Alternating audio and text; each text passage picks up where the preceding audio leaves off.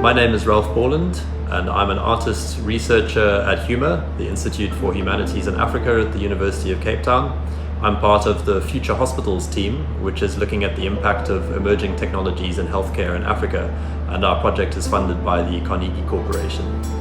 I'm opening an exhibition next week called Aesthetic Interventions in Artificial Intelligence in Africa, or AIAIA. And in that show, I will be demonstrating my research over the last 2 years, centering on an art piece that I've been making called Bone Flute. Bone Flute is a collaboration with an orthopaedic surgeon called Rudolph Venter, who is at Tygerberg Hospital and works at Stellenbosch University. Rudolph has been pioneering low-cost methods for scanning and 3D printing patients' bones so that they can practice complex surgeries before they work on the patient. So they'll do 5 or 6 practice operations on a 3D print, and when they get to the patient, they know exactly what they're doing. What I decided to do was to put myself through the process as a patient, where I had my leg scanned in an MRI scanner, and then we 3D printed a replica of my femur. And then working with a musician, we're turning that 3D print of my femur into a flute. At the opening, which is on Wednesday the 25th of January from 6 to 8 p.m. I'm hoping that Allesandro Gigli, who is the musician I'm working with, will play the bone flute for us. So he's an incredible musician who has been playing the flute since he was 5 years old. And just yesterday I was in Tygerberg Hospital in Rudolph Venter's lab, and the 3 of us together were operating on the model of my flute. So we were using surgical instruments as Rudolph normally does on a simulation of a patient's bone. And what we were doing was we were taking the model of my femur and we were making it into a flute. So you can see in parts here, the parts of my femur, they all fit together, and I will demonstrate to you.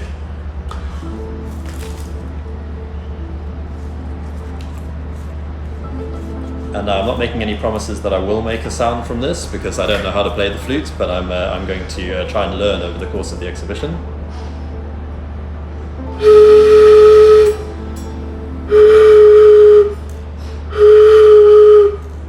So that's the start, is to learn how to make a sound out of it, and then you can see the pattern of holes in it.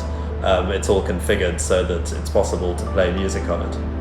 Now, one of my reference points for this project is medieval imagery in Europe that comes from the 1600s at a time of plagues. So we've experienced a plague recently in which the whole world was affected by the coronavirus.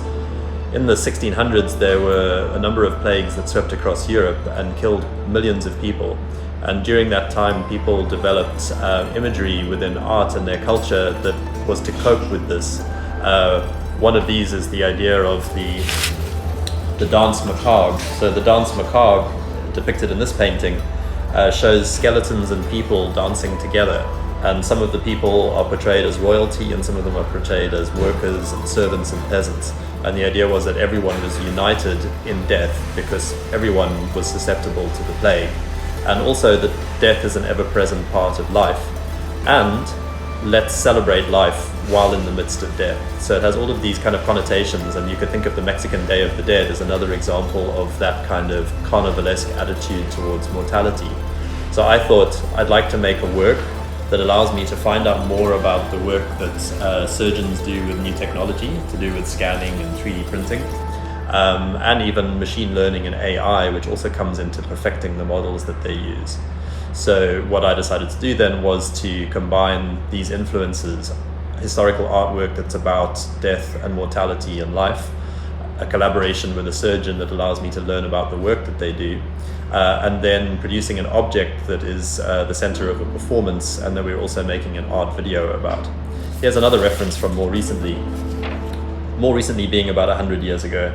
So this is from the movie Metropolis, and it's a still that shows a scene where a skeleton comes to life and starts playing its own bone. You also have early Walt Disney Mickey Mouse cartoons in black and white, in which there's a scene in a graveyard in which the skeletons come out the ground and start playing their own bones. I really like this combination of death and celebration. I think it's just got a really interesting tension to it.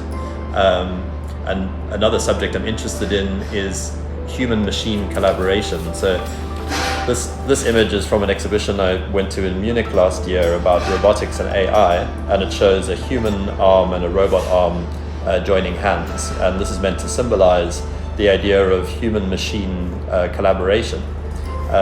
Part of what my research is looking into is the threat that AI and emerging technologies pose to human work. So there's a lot of concern around automation and the way that it takes away from human skills and human pleasure in work as people's skills are replaced by machines.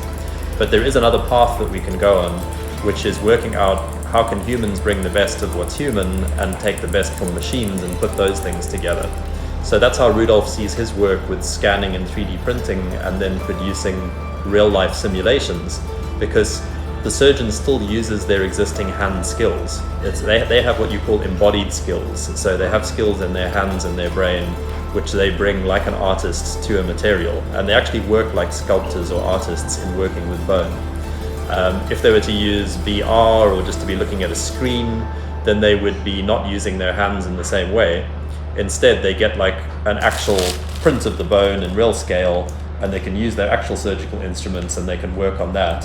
And that's a form of simulation, which then benefits the patient later on. One of my intentions in staging this exhibition, which I'm calling an art research exhibition, is to bridge the gap between the academy and the public, and to bring together public audiences as well as specialist audiences and my research, and to bring people into the research process. So in this exhibition, which opens on the 25th of January with an evening event from 6 to 8 p.m. and then runs from the next day until Sunday, the 5th of February. It's about a 10-day run. I would really like people to come into the exhibition space, be able to understand my research, look through my notes, have an opportunity to write a response to what they're seeing. I will also be hosting collaborators like Rudolph Venter, the surgeon, and interviewing him in the space and compiling that research and then making it available to audiences to see. So my concern as an artist is really how to identify information that people should be concerned about, and then how to communicate that in compelling ways to audiences. So I think that you will find the exhibition entertaining, compelling, informative, stimulating, and I'm leaving it in part open. So there are many points of inspiration and a sort of catalytic potential in the exhibition. Some answers are provided as far as there are answers possible, but also a lot of questions are posed. And that's what I would like people to engage with. What are the questions that you should be asking? What are some of the places that you can look for answers to those questions about the role of emerging technologies in healthcare in Africa? And that's something that should be of concern to all of us.